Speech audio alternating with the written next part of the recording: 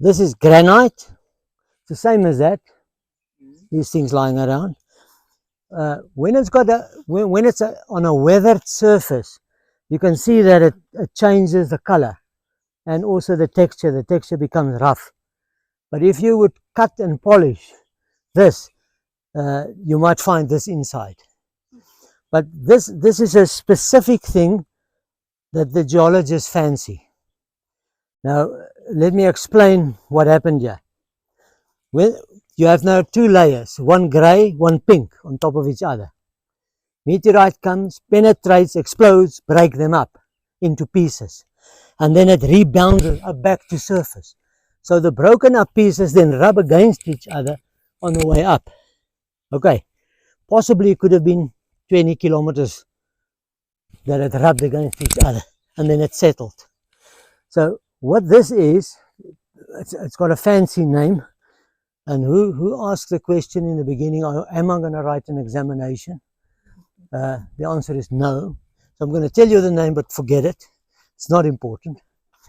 It's got three words to it. Pseudo-tacholitic breccia. Now let's analyze that. Pseudo means false, not true, looks like. Tacholitic means the glass melt you get at a volcanic eruption. And breccia means broken up pieces. Okay, now if you put it in a sentence, it says, this black stuff that's amongst the broken up pieces just looks like the glass melt you would get at a volcanic eruption, but it is not. It's false. Now the question is then, what is it? This is powder granite from friction. So if you take a piece of this, piece of the pink and the piece of the grey, and you put it under a microscope, in terms of its elements, it's exactly the same. This is just a melted version of the solid, the mother rock.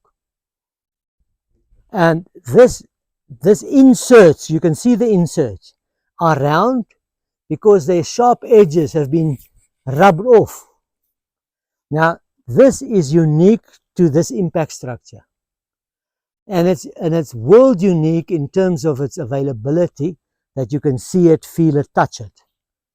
And I get professors that comes from overseas that have been lecturing more than 50 years at university postgraduate level, that comes here, and the moment they see it, they go and stand still like this, and they look at this thing, and then I watch them. And he's probably saying to himself, you know, I've been teaching hundreds of thousands of others about this, but I've never had the opportunity to actually see it, feel it, and touch it. And now that I have done so, my life is now fulfilled. I can now die.